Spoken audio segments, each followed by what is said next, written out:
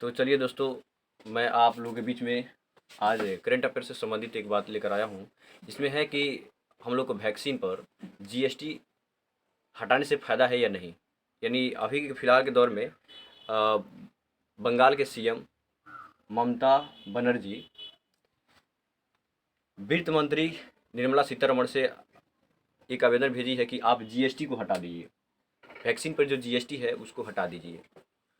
तो क्या सही में अगर और निर्मला सीतारमण ये बात बोली है कि जीएसटी को हटाएंगे तो यह जनता पर वैक्सीन का दाम ज़्यादा पड़ जाएगी। तो कैसे ज़्यादा पड़ जाएगी और वैक्स ये थी अगर वैक्सीन पर टैक्स रहता है तो कैसे उसका दाम नीचे रहता है, इसी के बारे में हम पढ़ने का प्रयत्न करेंगे। तो इससे पीछे का बैकग्राउंड जानने का प्रयत्न करते हैं कि वित्त ये थी जो वित्त मंत्रालय होती है वह उसके अंतर्गत ही आती है जीएसटी, जीएसटी काउंसिल। और जीएसटी काउंसिल जो होती है वह जीएसटी लागू करती है। बात समझ में आया। अब पढ़ते हैं कि वित्त मंत्रालय क्या होती है। तो बोलेंगे अनुच्छेद 280 के अनुसार इसकी स्थापना की गई है। ठीक है, फाइनेंस मिनिस्ट्री की स्थापना अनुच्छेद 280 के तहत की गई है। क्या इसका अध्यक्षता कौन करता है। तो बोलेंगे वित्त मंत्री होती है। वित्त मंत्री जिसको बोलते हैं निर्मला सीतारमण अभी के समय में है। ठीक। अब बोलेंगे कि क्या जीएसटी काउंसिल जो होती है वह जीएसटी काउंसिल किसके अंतर्गत आती है। सीधे क्वेश्चन पता है कि जीएसटी काउंसिल किसके अंतर्गत आती है। तो बोलेंगे कि जीएसटी काउंसिल जो होती है वह फाइनेंस मिनिस्टर के अंतर्गत आती है। ठीक। अब जीएसटी काउंसिल के बोलेंगे कि इसके अध्यक्ष कौन होंगे। तो वित्त मंत्री ही होती है। तो वित्त मंत्री अभी इसका अध्यक्ष जीएसटी काउंसिल का अध्यक्ष कौन है। तो क्या बोलेंगे, बोलेंगे कि निर्मला सीतारमण। ठीक। और बोलेंगे कि जीएसटी कैसे लागू होता है। तो जीएसटी जो होती है वह 3 स्तर पर लागू होती है। एक होती है सीजीएसटी, एसजीएसटी और आईजीएसटी। जिसमें बोलते हैं सीजीएसटी जो होता है, सीजीएसटी। तो सी अगर जीएसटी के बारे में पढ़ने का प्रयत्न करें तो जीएसटी का फुल फॉर्म होता है जीएसटी। यानी जी से होता है गुड्स और एस से सर्विस और टी से होता है टैक्स। यानी वस्तु सेवा कर है। ये क्या है, वस्तु सेवा कर है। यानी वस्तु और सेवा पर जो कर लगता है उसी को मिलाकर कंबाइन करते हैं जीएसटी होता है। जीएसटी क्या होता है। तो जीएसटी इनडायरेक्ट होती है। यानी ये जो होती है यह अप्रत्यक्ष होती है। जीएसटी क्या होती है। तो बोलेंगे अप्रत्यक्ष कर है। ठीक है। फिर पूछे कि क्या होती है। तो मल्टी स्टेज होती है। मल्टी स्टेज होती है। याद रखेंगे, मल्टी स्टेज होती है। यानी कैसे होगी। तो आप ये देखने का प्रयत्न करते हैं कि आप जैसे किसी रिटेलर से सामान लेते हैं तो भी लगता है। रिटेलर मैन्युफैक्चर करता है और मैन्युफैक्चरर के पास भी जीएसटी लगती है। फिर उसके बाद जब कंज्यूमर होता है उस पर भी जीएसटी लगती है। इसका स्टेप बाय स्टेप जो लगता है इसी को बोलते हैं मल्टी स्टेज जीएसटी लागू होता है। समझ में आया। तो जीएसटी के बारे में पूछे कि जीएसटी किसके अंतर्गत आती है। तो बोलेंगे फाइनेंस मिनिस्ट्री के अंतर्गत। और जीएसटी काउंसिल उसके लागू करता है जीएसटी को। और जीएसटी का फुल फॉर्म बता दिए। जीएसटी क्या होती है। तो अप्रत्यक्ष कर होती है और मल्टी स्टेज होती है। फिर पूछेंगे जीएसटी के कितने प्रकार होते हैं। बोलेंगे सीजीएसटी, एसजीएसटी और आईजीएसटी। और सीजीएसटी का अंतर्गत है सेंट्रल जीएसटी, जिसमें बोलते हैं सेंट्रल जिस पर कर जिस वस्तु और सेवा कर पर अगर सेंटर कर लगाता है तो उसको बोलते हैं सीजीएसटी। अगर किसी वस्तु और सेवा पर अगर राज्य कर लगाता है तो उसको बोलते हैं यस जीएसटी, स्टेज जीएसटी बोलते हैं, स्टेट जीएसटी। ठीक। तो बोलते हैं कि इसमें देखिए जिसमें बोलेंगे कि अगर सेंट्रल जीएसटी के अंतर्गत पूछता है कि आप बताइए एक उदाहरण बताइए। ठीक, एक उदाहरण बताइए। तो बोलते हैं कि एक्साइज रहने दीजिए उस तरह से, एक्साइज ड्यूटी बोलते हैं। ठीक। उसके बाद बोलते हैं कि स्टेट जीएसटी जो होती है उसके अंतर्गत क्या क्या आता है। तो उसके अंतर्गत आएगा स्टेट वैट जो लगाता है, स्टेट लगाता है। और परचेज टैक्स होती है। इसमें और टैक्स आती है लेकिन इसका चर्चा नहीं किया है। तो अब जानने का प्रयत्न करेंगे। जैसे आप पेट्रोल का दाम सुने होंगे, फिलहाल में पेट्रोल का दाम बढ़ा हुआ था। तो उसमें देखेंगे उसमें क्या क्या लगता है। तो उसमें याद रखिएगा उसमें सेंट्रल जो होती है वह एक्साइज ड्यूटी लागू करती है और राज्य जो होता है स्टेट वैट लागू करता है। तो बोलेंगे कि पेट्रोल को कौन लागू करता है। तो बोलेंगे सेंट्रल एक्साइज ड्यूटी लागू करता है। और क्या करता है। तो स्टेट अपना वैट लागू करता है, यानी ये कर लगाता है। और आईजीएसटी क्या होता है। तो आईजीएसटी का अर्थ होता है कि इंटीग्रेटेड जीएसटी के अंतर्गत पढ़ेंगे कि अगर कोई व्यापार एक राज्य से दूसरे राज्य में होता है तो उसमें जो टैक्स लगता है उसे बराबर बराबर भागों में बांट दिया जाता है। जैसे सेंट्रल भी उसमें भागीदारी लेता है और 2 राज्यों में होता है तो उसमें 2 राज्यों में भी बांटा जाता है। जैसे मान लीजिए अगर IGST के अंतर्गत अगर 100 रुपया कमाया जाता है, 100 रुपया, तो क्या होगा कि इसमें से 50 रुपया, 50 इसमें से 50 रुपया CGST को मिलेगा, 50 रुपया SGST को मिलेगा। ठीक, फिर पूछे कि अब क्या होगा, तो इसमें से 50 रुपया जो होगा वह 50 रुपया का कहा जाता है कि 41% जो अभी वित्त मंत्री जो बाटी है, तो उसमें से 41% फिर राज्यों के बीच बांट दिया जाता है। जो दो राज्य जो होते हैं, जिन दो राज्यों के बीच में व्यापार होता है, उससे 41% उन दोनों राज्यों को मिल जाता है। ठीक, और बाकी 59% केंद्र अपने पास रख लेता है। यानी 50 का 41%, ये नहीं बोल रहे कि पूरा 100 का, 50 का 41% फिर राज्यों को मिल जाता है, और लगभग 59% अपने राज्य अपने पास रखता है, 50 रुपये का। ठीक, अगर लगभग अगर 100 रुपये का इनकम होता है तो का बात बता रहे हैं। अच्छा, अब देखते हैं कि अगर 50 का हम लोग 50 का 41% काटते हैं तो लगभग 20 रुपया हो जाएगा। तो 20 रुपया किसमें आगे जुड़ जाती है, 20 रुपया अगर इसमें आगे जुड़ जाती है स्टेट जीएसटी में, तो स्टेट जीएसटी में तो इसके पास लगभग 70 रुपया का इनकम हुआ, और उसके पास लगभग जो बचेगा उतना बचेगा, तो 30 रुपये उसके पास रह जाती है। इसका अर्थ होता है कि जीएसटी जो होती है वो इंटीग्रेटेड जीएसटी में समझ में आया कि कैसे कैसे करों का बंटवारा होता है। ठीक, एक बार फिर समझाने का प्रयत्न करते हैं। IGST जो होती है, अगर मान लीजिए कि IGST के अंतर्गत 100 रुपया कमाते हैं, 100 रुपया कमाते हैं, तो 50 रुपया CGST के पास और 50 रुपया SGST के पास चला जाता है।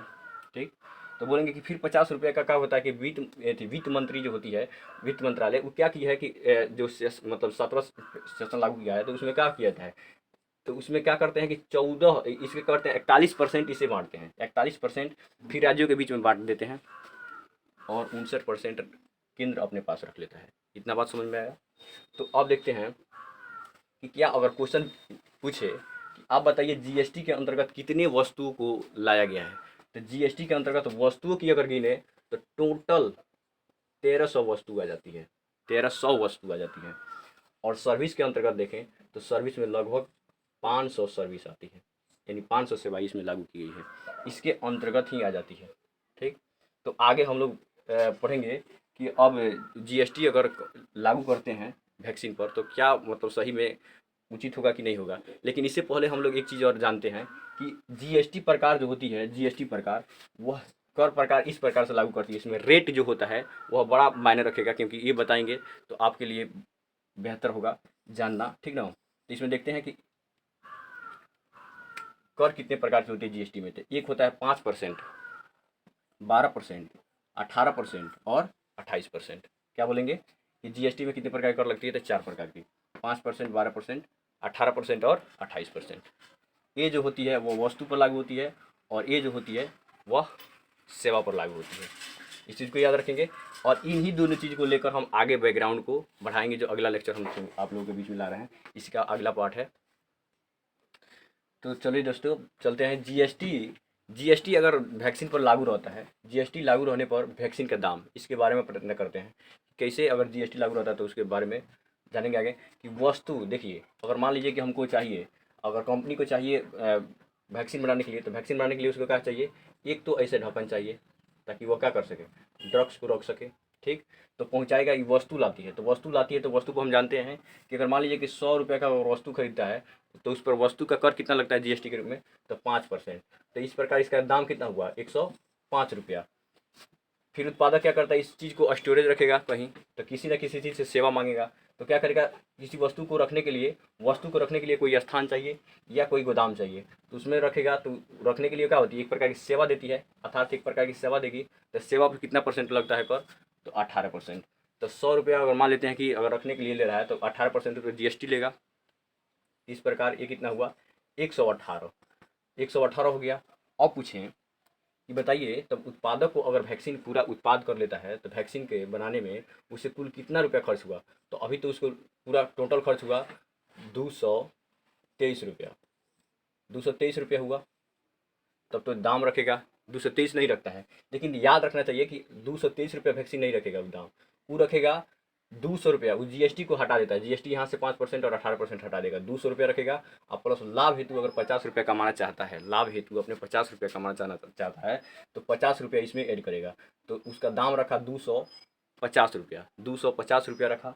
और जब जीएसटी, हम जानते हैं कि जीएसटी पर जीएसटी लागू है वैक्सीन के दाम पर, तो 13% लागू है। तो इसमें 13% जोड़ेंगे जीएसटी के दाम, तो कितना हो जाएगा टोटल अकाउंट? ₹263 हो जाएगा। यानी आम आदमी को उस वैक्सीन का दाम कितना पड़ेगा? तो ₹263 आ रहा समझ में? 263 पड़ेगा। यानी जीएसटी के रूप में देखिए तो जीएसटी के रूप में क्या होगा? ₹13, ₹13 इधर से भी मिला, ₹13 इधर से भी मिला। अच्छा एक देखिए, ये ₹23 जो घटाए थे यहाँ पर से, 223 था तो 200 दाम रखा, उसके बाद 50% अपना लाभ हेतु रखा। तो ₹23 क्या होती है कि यहाँ पर ई वॉलेट होता है, जो कंपनी उत्पादक होती है उसके क्या होते हैं कि उसमें ई वॉलेट में चला जाता है, -23 कर दिया है। यानी ये जीएसटी होगा, ये जीएसटी जो देगा उससे पूरा कर लेती है ये कंपनी। तो 13 ₹26 होगा, तो ₹26 इसी में कितना है माइनस में? ₹23। तो अब बताइए प्लस में ₹3 बचा ना, 3% ई कहाँ जाएगा? ₹3 ही हो जाएगा। तो ये सीधे चला जाता है कंपनी के खाता में, नहीं चला जाता क्योंकि ये कर तो पूरा हो गया। अब 50% में 50% ये जो रखा था ये तो पूरा हो गया कर। अब 50% जो लाभ कमा रहा है तो 50% तो लाभ कमा ही ले रहा है।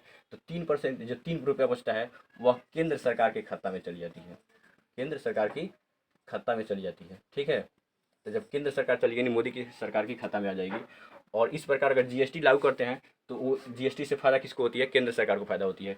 और अब देखेंगे इसके बाद पढ़ेंगे कि जीएसटी अगर हटाने पर क्या वैक्सीन का दाम कितना होगा। ठीक ना, तो उसके बारे में देखने का प्रयत्न करते हैं। तो हम लोग देख लिए कि जीएसटी लागू रहने पर वैक्सीन का वैल्यू कितना हो रहा था? ₹263, ₹263। अब देखेंगे कि जीएसटी हटाने पर उसका दाम कैसे हो जाता था। सेम प्रोसेस देखिए, जीएसटी लागू रहने पर, जीएसटी नहीं लागू रहने पर क्या होते हैं? जीएसटी हटाते हैं तो उसके बाद क्या होते हैं कि वस्तु जो पहुंचाएगा वो तो कर देगा ही, क्योंकि जीएसटी यहाँ पर से सरकार तो उस पर कर नहीं हटा सकती है। तो 5% और प्लस में जब गोदाम में रखेगी तो भी उसे 18% देना पड़ेगा कंपनी को। तो कंपनी को तो यहाँ पर जीएसटी देना पड़ रहा है। तो 5% यहाँ पर और 18% यहाँ पर, यानी इस तरह से उसका वैलिड जो होगा वैक्सीन का दाम जो रखेगा उस प्रकार। तो उसका वैक्सीन के उत्पादन में कुल कितना खर्च हुआ? तो ₹223 होगा। अब जीएसटी जब सरकार हटा देगी, जब जीएसटी सरकार हटा देगी तो उसका तो ई वैलेट में नष्ट हो जाएगी, यानी उसके पास ई वैलेट के रूप में उसे दोबारा तो आएगा नहीं। तो इस तरह से वो नष्ट हो जाती है, तो ई वैलेट तो रहेगा नहीं। अब बोलेंगे कि ई वैलेट नहीं रहेगा तो वैक्सीन वैल्यू कितना होगा? तो ₹223 तो होगा। ₹223 चूँकि ₹30 उसमें हटा दिया गया था। देखो यहाँ पर ₹30 हटा दिए थे, केवल ₹200 रखे थे। लेकिन अब क्या होगा, यहाँ पर ₹223 रखेंगे। अब प्लस में ₹50 उसमें भी प्रॉफिट कमा रहा था, ₹50 इसमें भी प्रॉफिट कमाएगा।